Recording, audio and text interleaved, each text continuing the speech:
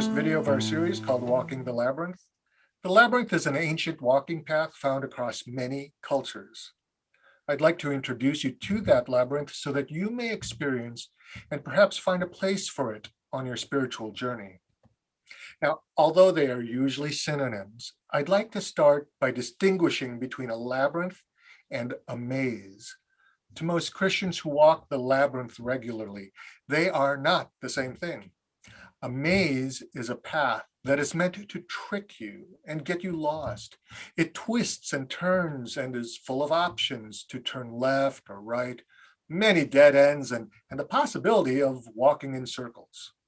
You might have seen corn mazes in the Midwest or hedge mazes in England that are carved in such a way that you can spend a good couple of hours before you eventually find your way out.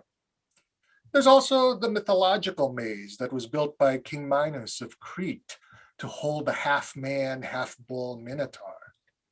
The labyrinth that I am introducing to you does not branch in multiple directions. There's usually only one dead end, and that's the end of the path. There's no way to get lost in an endless circle. There's only one way in, only one way out.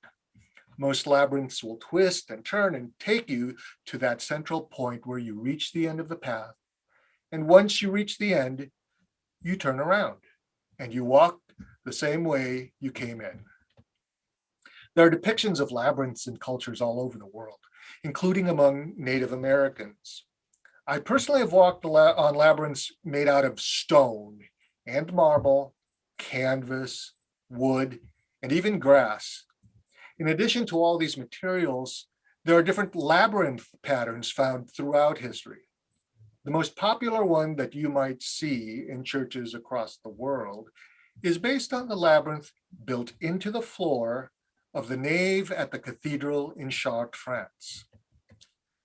The Shark Labyrinth is made of two types of marble and was built about 900 years ago. Originally, that labyrinth was built for those who wanted to go to Jerusalem on pilgrimage to the Holy Land, but were physically incapable or economically unable to do so. Instead of trying to make an impossible pilgrimage, they walked this pathway instead. The labyrinth has since become a metaphor for any pilgrimage or journey of the heart or of the soul.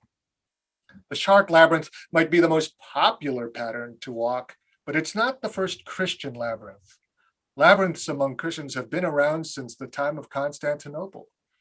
The Shark Labyrinth has a pattern that is basically 11 concentric circles. The patterns can come in many types of shapes. Some are in squares and rectangles. Some Celtic labyrinths are shaped in connected circles like a clover leaf. What do all these patterns mean to the people who walk them? Every answer is going to be different. Most people will say that the labyrinth is a tool for meditation, for spiritual reflection. It's not a stationary meditation, like most people assume when they hear the word meditation, but an active one instead. Using the labyrinth is thus one spiritual practice among many that someone might do. Or it might simply be an opportunity to calm the mind, enjoy some peace, quiet, and a reflection. Labyrinths are a really good alternative if you don't particularly enjoy sitting still for meditation, but need to be active in order to quiet your mind. Many people like to walk along a trail, or they will tell you that they do it to relax and clear their mind. Many times sitting still just makes your mind more anxious and stressed, but the physical movement breaks up that cycle of anxiety and overthinking. If you don't like walking, maybe you enjoy yoga. If you don't like yoga, maybe you like to sing in a choir. All these activities physically engage you and let your mind focus by letting your mind rest. I hope that you found this introduction helpful and may inspire you to find a labyrinth near you. If you don't know where to go, I suggest pointing your phone or computer browser to a website, labyrinthlocator.com. That's just one word, labyrinthlocator.com. You simply plug in your city or state, and it will give you a list of known locations. There are at least 5,000 labyrinths in the USA alone. I find it particularly helpful to find these labyrinths whenever I'm traveling for work or pleasure, and I've used it to find labyrinths overseas as well. In the next video, we will be talking about the spiritual framework that is the foundation of this walking meditation.